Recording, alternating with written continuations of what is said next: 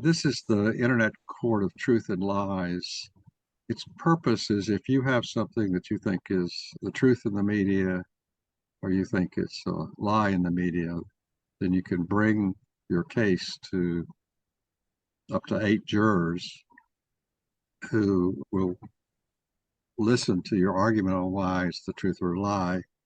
And everybody has 8 verdict questions that they have to answer. The purpose of the 8 verdict questions is that they're really designed to handle any truth or lie. They're always the same questions, and they're never the perfect questions for the topic that's being discussed. But their purpose is really to help guide the dialogue on whether or not something's a truth or lie and keep it on point.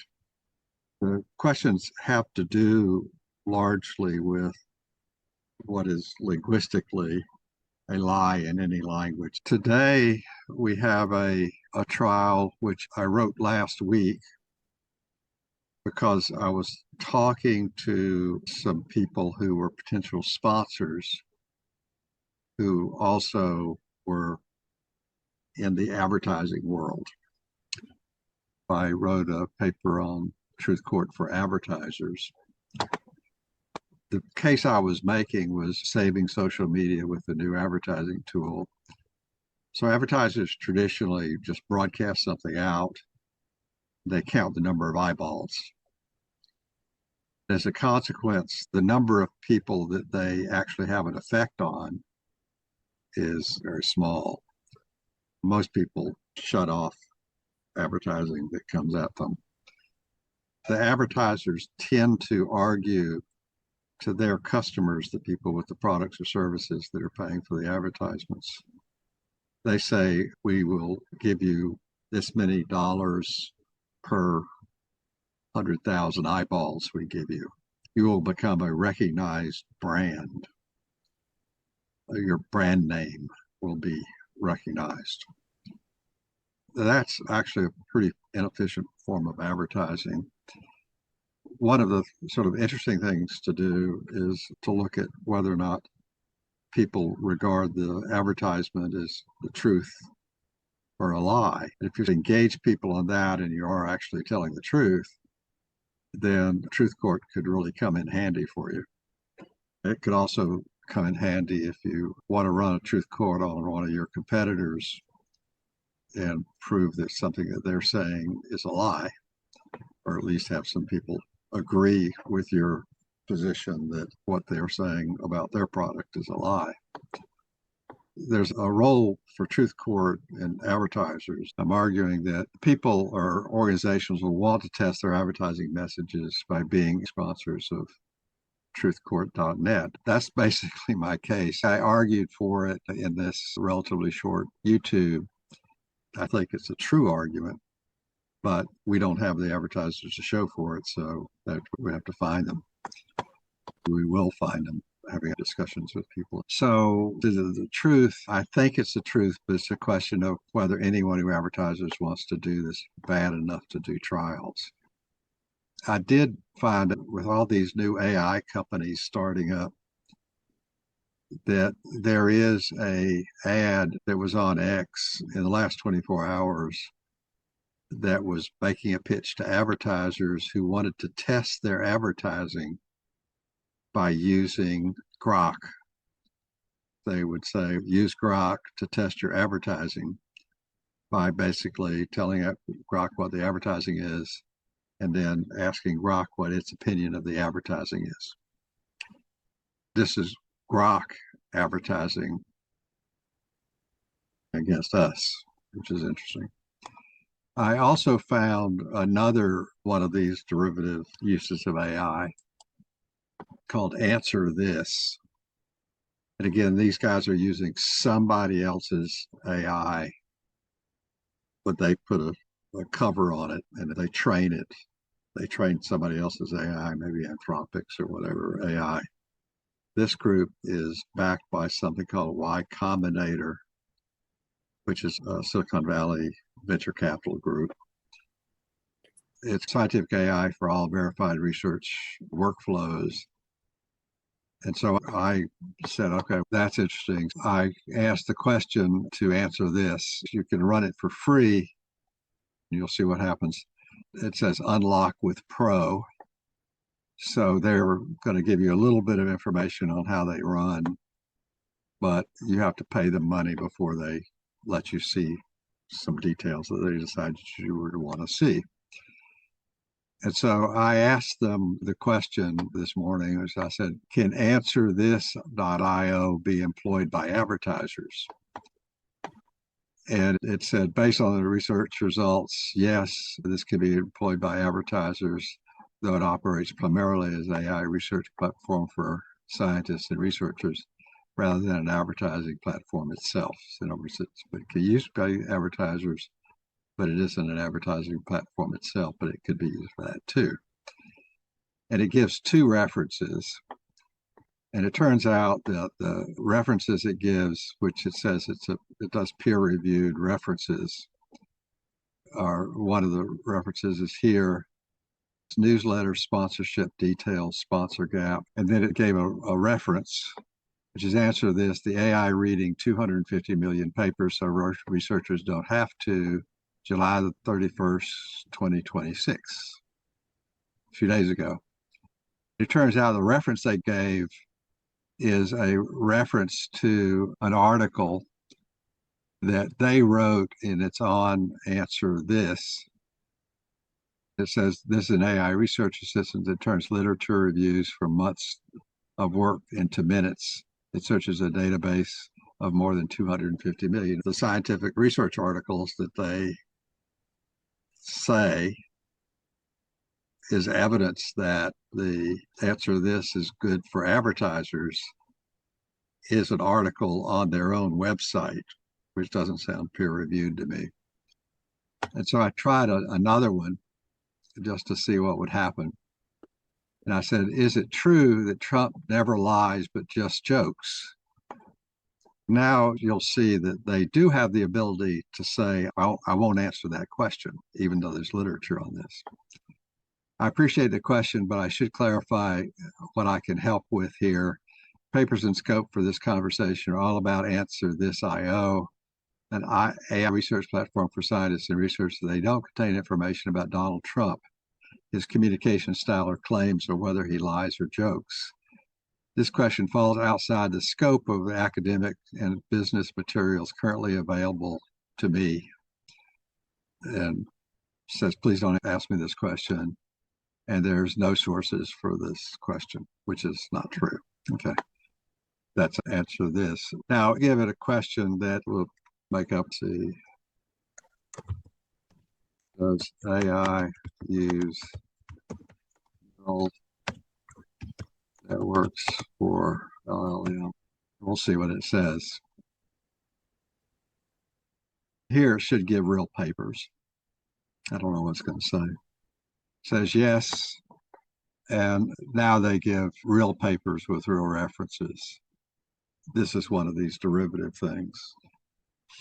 So anyway, so this is interesting to watch how AI is being used. And in this particular case, Answer This probably does a pretty good job of a literature review.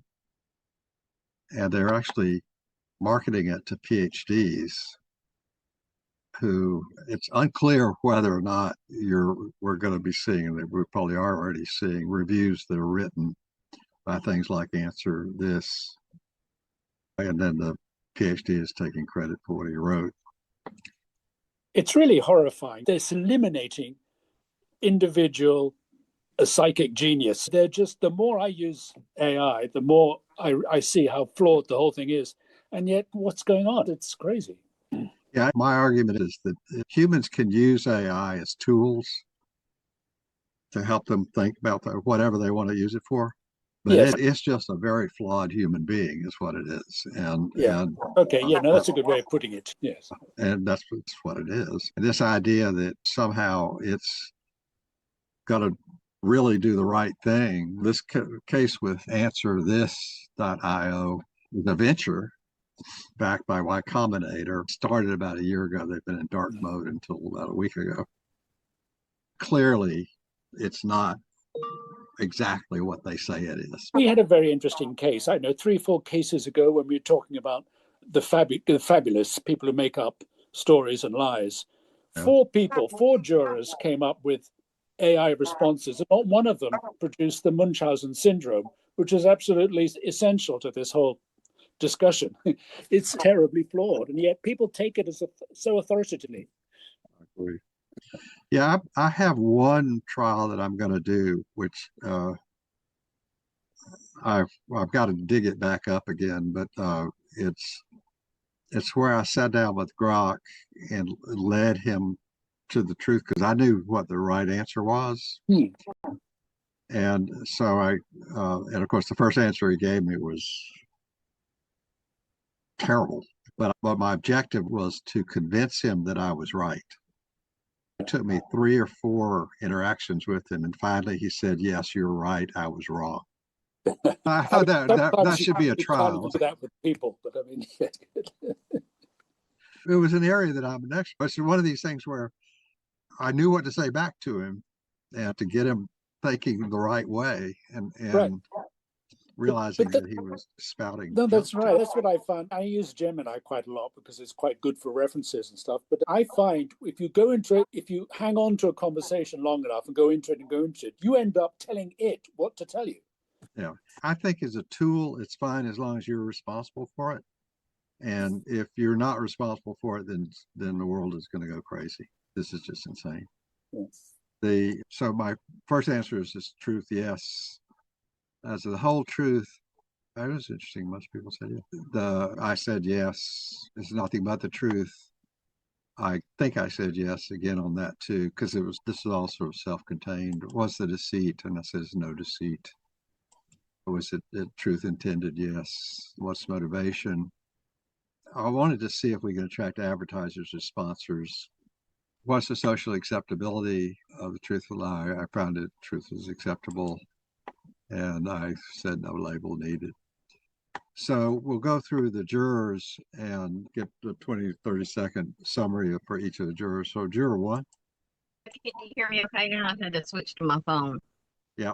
Okay, I have to say that I agree with you pretty much on all of this because, for one, I've been here with you since we started and it's a work in progress, yeah, but I believe it would be great to do everything that we've tried it and working on getting it to do as a whole. And on the label, I put down here, got an opinion, we got the truth, truthcourt.net, just point blank, simple. Wow. So, yeah. I believe it would be an acceptable trial. And I like what you put. You won't know unless you try, and you won't, because there's, like I had asked before we started, there's so many different opinions in this world, so many different ones, and especially in the media that we hear daily, that people want to know, is that true? Is that a lie? And the only way they can find out is if they bring it to truth court. Yeah, that's okay. Juror 2. Okay, can you hear me all right? Yeah. Great. Okay, I know that if you're talking about advertising during a court case, is that what you're talking about? Popping up Well, with so an it's ad? advertisers using a court case to investigate whether or not something that they say in their advertisements people think is the truth, or they think that they're lying to people in their advertisements. Okay, Yeah, this so- isn't just something that's going to pop up while people are watching the trials or No. see, that's what I thought he meant, and I didn't like advertisements ignoring me. No, where Truth Court does not do advertisements. Okay, great. So I missed We the do case, not count eyeballs. We do not count eyeballs. Yeah. So I agree with you on Juror 3. Yeah, Bob, I think, yeah, that's me. I agree with you, but I recall, I think Brian had an interesting case. I don't remember, around the Stanley Cups. Remember that case? I thought that was possibly, maybe Brian can add a bit more detail. I think it was almost 2 years ago. I thought that was a form of advertising, right? I don't know if you guys recall. Those Stanley mugs, or it was something to do with the Stanley mugs or the Stanley flasks. And I would have thought that had potential, but somehow, yeah, I'm not sure if we're exploiting that opportunity correctly or not. Yeah, I think that an advertiser could run a bunch of trials for the amount of money they spend on, for example, focus group. People don't realize it, but they spend a lot of money on focus groups, and not a little. They spend tens of thousands of dollars on a focus group. Okay. Yeah. I know about those focus groups. I have a friend I knew really well, and he became an executive at a company that sold advertising. He spent his life selling advertising. Could be used for that because you could say this is the best blank for blank and argue that it's the truth, and then present a whole bunch of cases where people say it's not the truth. Bob, as your friend had a look at Truth Court. Is he aware? So he is heavily retired. So yes, 4 years ago when I first wrote the book, I took it to him, and he plays golf now. Okay. He quit. Being in the advertising world is a world he never wanted to ever see again, and completely out of it.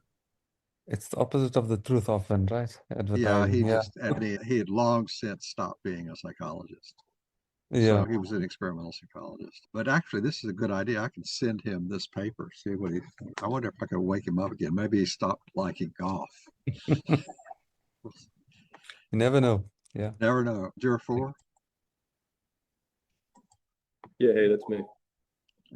Okay, one of the benefits of Truth Court that I think needs to be sold here in terms of an advertiser is accountability. Yeah. If you're going to put on a trial using the Truth Court software, it's you. You're speaking, you've got the trial, it's your name. This is very different from the vast majority of social media and even focus groups where it's just a faceless entity.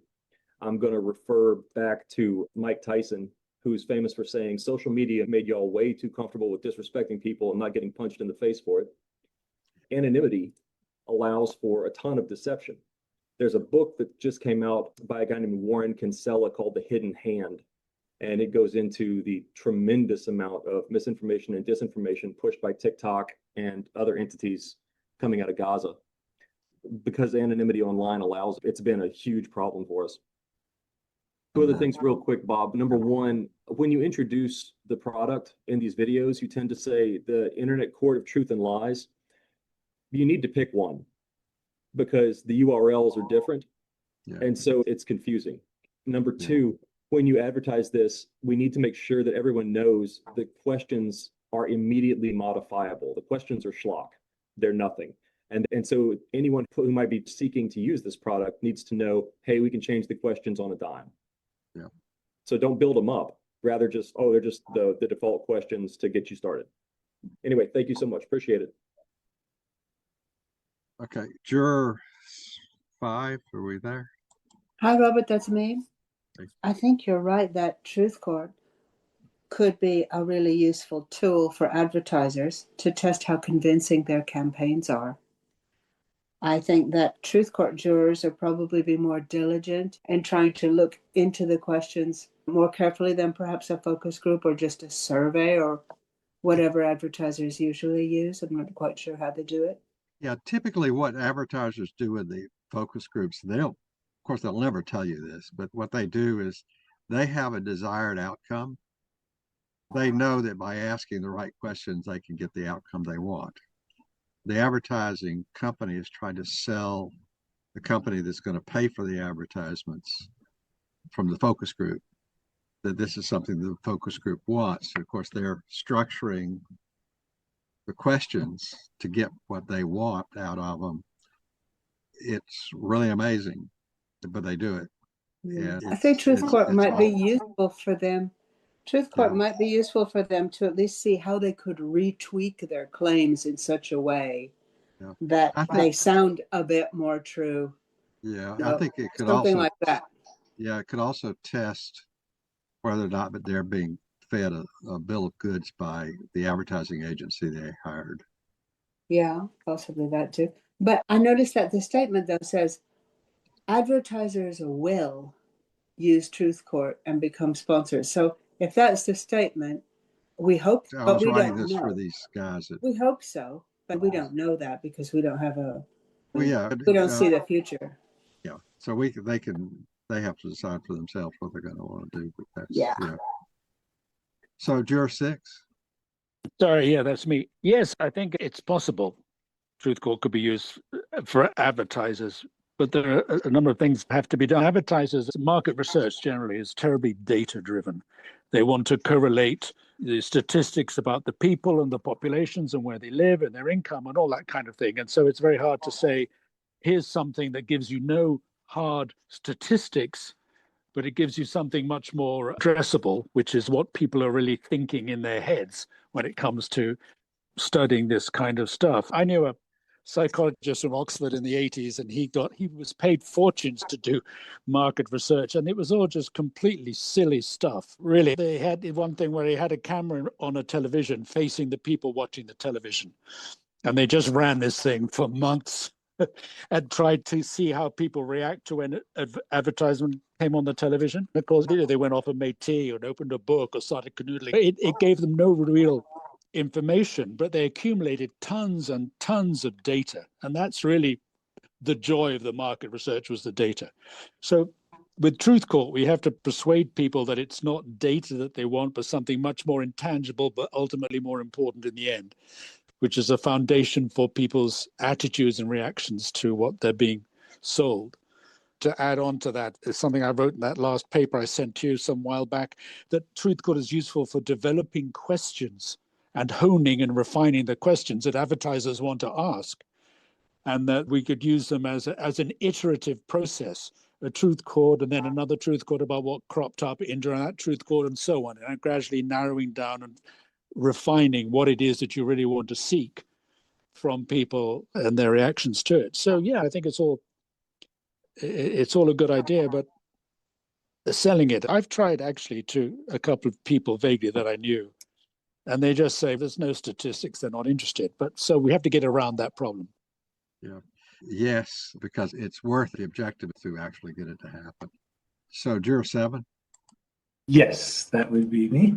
I was sold on the concept and checked copy on your verdicts all the way down.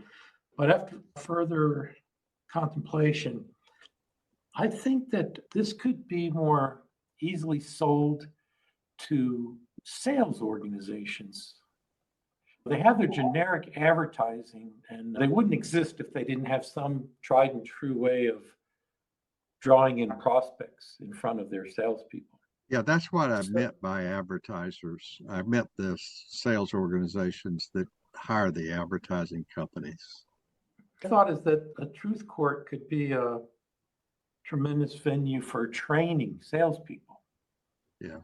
So that salespeople would say, okay, there'd be many different approaches, but it could be as narrow as saying, create, as a plaintiff, the salesperson, say, create a trial around this particular objection, or create a trial around the hardest thing in sales. I spent 30 years in sales.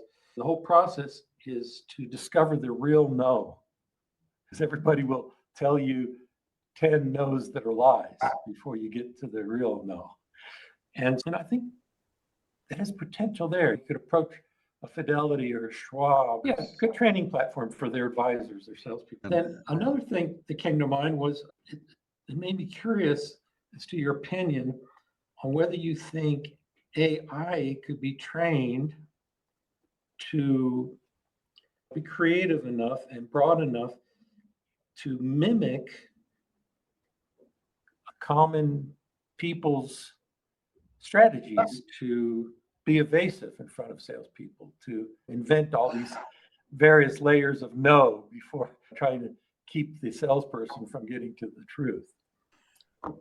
So yeah, there's a problem with where you get the training data with that one, which is you can definitely train these things to be deceptive, but recognizing deception is the kind of deception you're talking about, which is saying no but knowing what the real no is a problem. In other words, the problem would be, how do you get them the training data?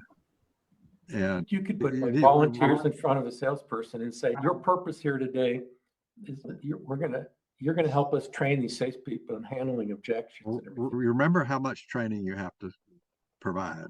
That's the problem. Isn't can you come up with a limited way to provide data? But the question is, can you provide enough data that the system will behave properly? That's hard. You could approach a sales force or a generic a company that just thinks, oh, we could sell an AI that has those capabilities if we could train it. And then you could use truth court cases to provide the training. Yeah, there are companies that are big enough, Procter and Gamble as a company, and which is 50 or 100 different products type stuff. And they sell commercially. So they sell in large batches to different things and so forth and so on. Procter and Gamble potentially would have enough data that they could generate through their sales force. They've got an enormous sales force, and it's global. Oh, most people don't know this, but a lot of products that you find in other countries, particularly in Colombia, for example, there's the Procter and Gamble products have different names. They appear to be owned locally, but they're really a subsidiary of Procter and Gamble. There's a lot of that goes on for those kinds of products.